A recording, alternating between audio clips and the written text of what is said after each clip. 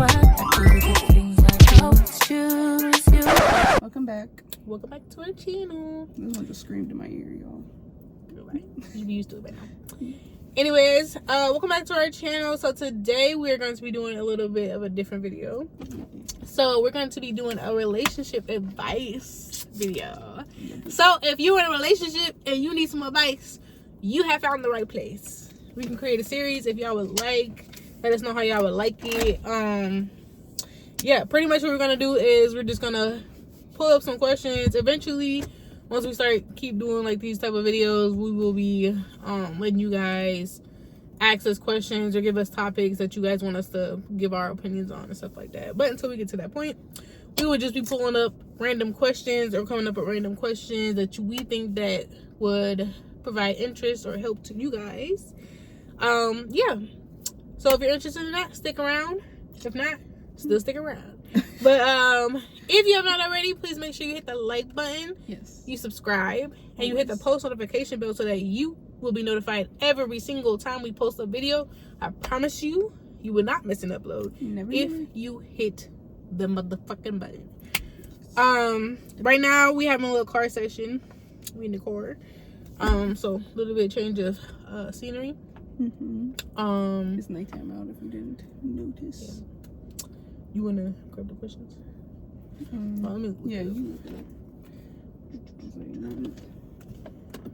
Question number 1: how should you express feelings without starting an argument?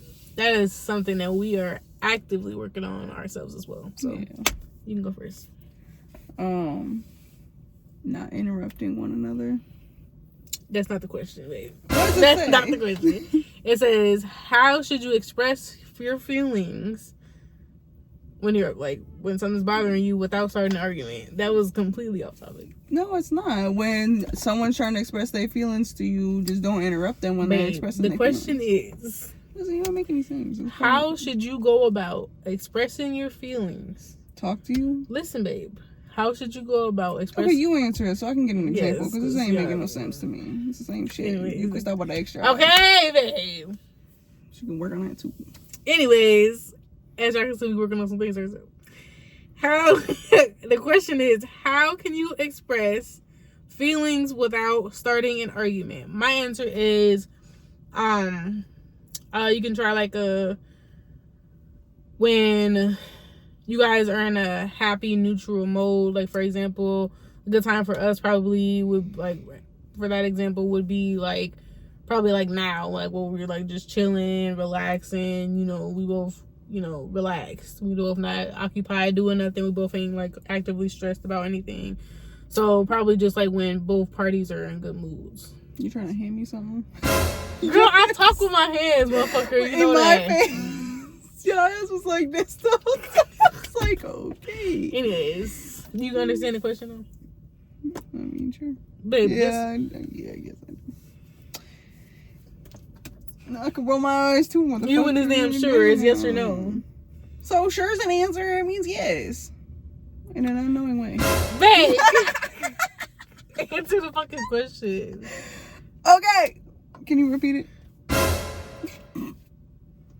You should have been listening to what I was saying. That's why you it will make sense to me because I would understand. For the 5th time. Yes, for the 5th time. The question is, how should you go about expressing your feelings without starting an argument? I would say after we eat. Because when we eat... No, we're giving advice to people. No, you're not talking about our relationship. You can give our relationship. No, I'm saying in general. Because a lot of people are hangry. So, after you usually eat, you're usually in a calmer state. You're not, thinking about food. You ain't hungry. So, you're both you would even do it over eating, to be honest. After they get a few bites in, yeah, I gotta break something too real quick. Exactly. Go ahead, swallow. Yeah. Because you might need a clear throat for this one. No, but for real though, if you eat some food or something like that before you guys have a conversation and stuff, I feel like it would help because you can't say hunger is the cause of the issue at that point because you're both fed. So, and everybody, be getting hangry and stuff. So if you're fed, then you won't be hangry. And then the conversation goes smoother. So, I don't know. That's my advice. I hope this is recording this sound. I won't laugh so fucking hard if it was. You want me to stop it and then... Maybe. Well, no, because right now it'd be. I think it still was because mine was plugged in. The second question is,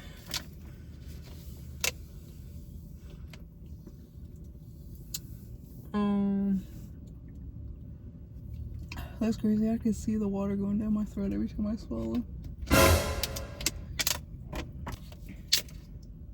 Damn, you just cracking yours open? damn. Bro, I was thirsty. I told you. Should be deep throat nurse. Did you hear my comment? I said I could see the water go down my throat in the camera. How can couples argue without hurting each other? Y'all see, I can already see where this is going. These questions, some of these questions are things that we're actively still working on ourselves. Of course, nobody's perfect, but yeah. So we're also giving ourselves advice when we give you guys advice. Anyways, so to answer that question, how can couples argue without hurting each other? I would say just avoid low blows. Anything that you know you're gonna regret saying. I know it's easier said than done to hold back, but I don't know. You just have to have that type of self-control to the point where you don't. No matter if that is your significant other, you should not allow anybody to like really get you out of your character like that. I know again it's easier said than done, but just how to have like self-control, because even though you can apologize for what you said, it don't take it away. No, not at all. Yeah. So you're gonna remember that, and you are always gonna remember it, and the other person is always gonna remember that. So if you really love that person, you know, again, everybody makes mistakes, but I don't know, that's just for me. I think the best way to like be able to hold back in those tough situations is just think about, you know, even though you irritated as fuck with that motherfucker right now. You understand? Say that fuck. Yeah. Listen, even though you're irritated with that person right now, you know, it's I think, fuck. Man, listen, that's what I mean. It's fuck. But even though that's what you look like. Even though you're irritated with the person, you know that, you know, deep down you love them, and that's your end game. That's what the person you your person you plan to spend the rest of your life with. So, you know, just try to have self-control. That's the best thing I can say. Yep. Zip Z mouth. Yeah. Avoid like insults, basically. Yeah. What's the question? How can couples argue without hurting each other? I feel like without hurting each other, I don't know, I guess the only thing I can think of would be like low blows too, because like throwing things at each other, like not physically things, but like just like for instance like saying something about their ex, like going back to the ex or something like that, or you like that or something. Oh, just, like threatening? Yeah. Like that'd be kind of considered low blows though. Yeah, I guess. Yeah, that's just low blows. Yeah. How can you tell if your partner is really listening to you? For me, how I can tell my partner is really listening to me is if when they start talking again, they don't go against what I just said. Like, for example, if I just said, oh yeah, yesterday I ate a green apple on a tree, right? And then when they start talking, the first thing they say is, yeah, I was wondering where you got that apple from. I don't remember what color it was, but I'm like, that shit is like one of my biggest triggers. Because at that point, I gotta interrupt. Because what the fuck? Because I feel like at that point, I just wasted my time speaking, and you wasn't listening to anything I said. So for me personally, is if their response correlates to what I already said or what I already addressed. Basically, you apologize and leave it alone. No. It's basically you don't sit there and ask a question or act confused about something that was already answered or addressed. Anyways, your turn. Yeah, no, so repeat the question. But yes, you have to do it every time. How can you tell if your partner is really listening to you? When they don't interrupt you when they sit there and actually listen to you fully throughout the entire conversation, no matter how long and how painful and how intolerant they are of the conversation. Listen and shut your mouth. Okay? Don't run it. Don't interrupt. Don't do nothing like that, because it's going to set some people off. Should couples text all day or give each other space? Did you answer? I'm gonna let you answer first. Give some space. No, I'm playing. But cause I was say you do not do that at all. So girl, I know you ain't talking. I'm not saying it's a bad thing. Okay, that's what I thought. Because I thought you were saying it's a bad thing. So I'm like, you do that. But No. go ahead. You do that. No, I'm not saying it's a bad thing. I think at first you just were playing around. Well, yeah. Exactly. Because I like my God, space. did you smoke yet? Shit. Babe, go ahead. No, Say your you haven't answer. let me. Okay, anyways. No, I would say, throughout the day is nice, because then that other person will always know that, like, you're kind of, thinking about them and checking on them and stuff like that. I would say it depends on the relationship. If me personally, I don't mind it. I'm kind of like the clingy type anyway, so I like when she be texting me all day. But it depends on your relationship that you in. If y'all the type that need that space, like for example, when you at work, y'all need that space apart, then just try to avoid texting each other. Try to build up missing each other, whatever. Then when y'all see each other, they have to catch up or whatever. It depends on y'all relationship. Everybody's relationship is different, so I don't think there's a right or wrong answer for that. That is true. All right. Next question. How do you communicate when one person shuts down during conflict? You want to answer? You want me to go first? Yep. How do you communicate when one person shuts down during conflict? Me personally, Leaves the room. girl, Just kidding. can you please?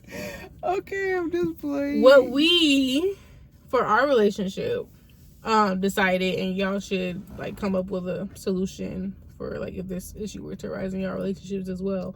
But when one person shuts down during an argument or conflict, I think for us, at least what we talked about is to just separate ourselves, like give us a moment to calm down, regenerate or rejuvenate, whatever, and think about like the situation, think about our responses before we, say anything that we may regret or that we haven't really thought about truthfully yet. Because, and that goes for anybody, I'm pretty sure, everybody gets upset and, says things that they don't necessarily mean. So for us, we decided to just separate and then come back together once we, are able to calmly have a conversation with a clear mind. Valid. I second that. Yeah. Trust and boundaries. How do you rebuild trust after it's broken? You go first. You personally. To rebuild trust with me after you break it would be to like, after you kind of like come to like a conclusion and like a solution and stuff like that, I would say like keep that word. Like if it gets broken again, then I mean, how are you supposed to go back to that at that point? Because it's just a running cycle. So I mean, it would have to be like, it's like a one-time thing for me personally. If you break the trust one time. Well, doesn't it depend on the situation though? Well, I mean, kind of, yeah. Because break the trust on, oh yeah, we talked about you not drinking my coffee and now you didn't drink it again. The trust is broken. Well, no, I was talking about like more serious. Like for instance, like for instance, if like you went to go to someone's house, but you lied to whose house you went to, and you actually went to like. My car is back. Oh, they don't have to go down the way. Shit, we at that spot now. You're like, shit, we went to go get some food, Kim. They went all the way down there. Yeah, no, if it was like a serious thing, it'd be like kind of hard. Like, I don't know, like I was saying, like for instance, if you were saying that like you going to like somebody's house but lied and went to like somebody else's house, that looks suspicious as hell. So it's like, I don't know, that's gonna give me trust issues. Yeah, mine pretty much the same. Like, oh, sorry, were you done? Yeah. Like in order to regain my trust, you just gotta show me that you gonna keep your word. Because after a certain amount of times, words are just words, and actions will have to speak louder. So in order to show me that you mean what you mean, and that, you know, I can give you my trust to believe what you say, then we're gonna have to see some actions. Yeah, actions is key.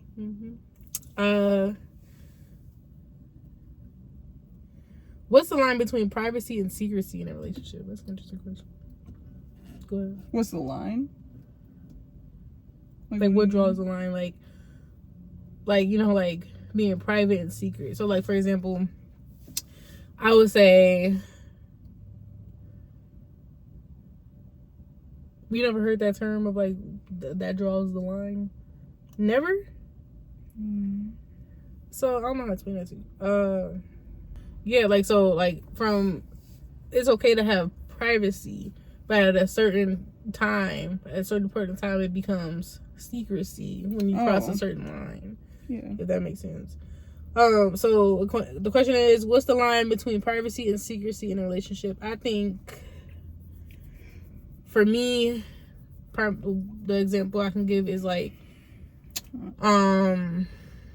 if, for example, I were to pick up her phone or something like that, and she immediately tried to snatch it back, wouldn't let me see it, is really protective over her phone or whatever, stuff like that. Babe, stop! Is really protective with her phone and stuff like that. Then, like, yeah, it's her, like, personal device, but at that, like, we married. So it's like, at this point, it's being real secretive, because why did you care so much about your phone? Yeah, that's true. That's me. You got an example of yours? Yeah, like, for example, like, if every time you got, like, a phone call or something like that, and you had to leave and go to another room or something, like, I feel like that'd be, like, secretive. Kind of drawing the line. Oh, it's crazy. This is the next question. Is it okay to go through your partner's phone? I mean, yeah. Yeah, I don't really care. I feel like if anybody really cared, then that's kind of, like, weird. Yeah, I feel like they're hiding something at the point. Free will about the walls. How do you set healthy boundaries without pushing your partner away? You go first. So you just gonna listen to me? Babe, we giving people advice too. I know, I'm playing. Okay, so to set healthy boundaries would be to, like, basically just have, like, a healthy discussion. So basically, like, you can come to, like, a compromise, like, in between type stuff. So, like, for instance, like, if your boundary was you don't like you don't like that person, like, talking to you crazy or something like that, like, they say, like for instance, like, the word bitch, like, you can't, like, cross that line type stuff. So, like, for instance, like, if that was, like, their, like, way of saying, like, oh, hey, like, you know, bitch and stuff like that, like, what's up type stuff, and, like, I don't know, they would just have to, like, really, like, I feel like that person should have to, like, really try hard if they really wanted the relationship, you know, to work. All the way over there. Yeah. If they really wanted to, like, make it work and stuff like that, like, they really had to, like, you know, put in that effort to not say that word to them. So, yeah. They either fucking or doing some drugs. Or both. All of it. All of the above. I don't know. I would kind of say, like, kind of the same thing. Like, for example, yeah, I don't know. I don't really have any other situation besides the same one. Can a relationship survive without complete honesty? No. Without complete honesty? Yeah, No. I don't think so. No, not at all. No, because if you ain't honest, then I don't know what to tell you, but you ain't in a relationship. Yeah. How much me time is too much in a relationship? Oh, shit, there's never too much me time. Okay, so listen, you can always have your me time, but just, like, communicate how much me time is, like, acceptable between the two of you. Like, come up with a compromise to see, like, you know, like, it equals out, basically.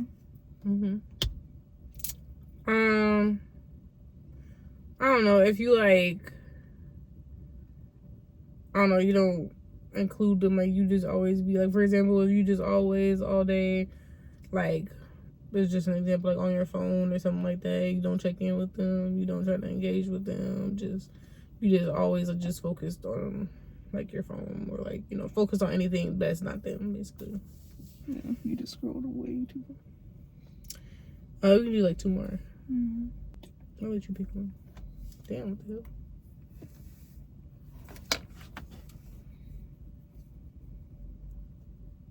what the hell? What the hell? What the hell? What the hell, Auntie? What the hell, y'all?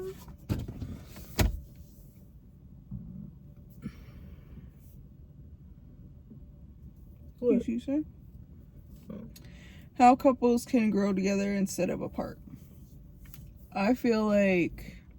Where do you want to go first? I mean, if you want to go, you can. I feel like how couples can grow together is if they just like keep the spark in the relationship. So basically, no yawning, motherfucker. I'm sorry. That's how we can grow together. Girl, bye. This one always wants to be insomnia fucking addict. I like my sleep, okay? I like to have late nights sometimes. 24/7 on our weekdays, weekends.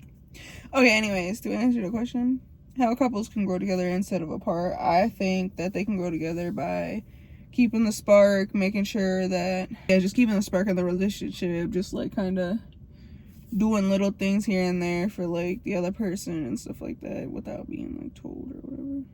So, yeah, I would say date nights, quality time, sporadic things, you know.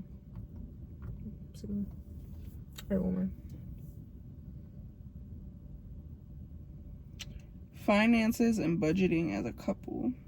So I feel like this is a really difficult issue for a lot of people that are out there. Honestly, if you get a joint account with that person, my suggestion is that you guys come up with like a monthly thing to where you kind of like get together and be like, this is how much you're putting in the joint account, this is how much you're putting in your savings, just like kind of break it down. Basically, like you have like a meeting amongst each other about your finances once a month, and then like kind of go from there. And then even if you do like, you know, your own accounts, you don't do a joint account and stuff like that, like even just like once a month coming together to be like, okay, well, I got these bills paid, the other person got these bills paid and stuff like that. Like you just basically talk through what's getting paid and like handled and stuff like that. And then we can also like talk about like, we're gonna put this much money aside for our savings, and then grow our savings also to be able to go on like trips and stuff like that. So yeah. Who's the wisdom? Finances and budgeting as a couple. Like, is that the whole sentence? Yeah. Per question? So like, what would you give advice about? I don't know. I would say just the best thing I could say is just save as much as you can and whenever you can. Yeah, that's about it. And then everything she said too.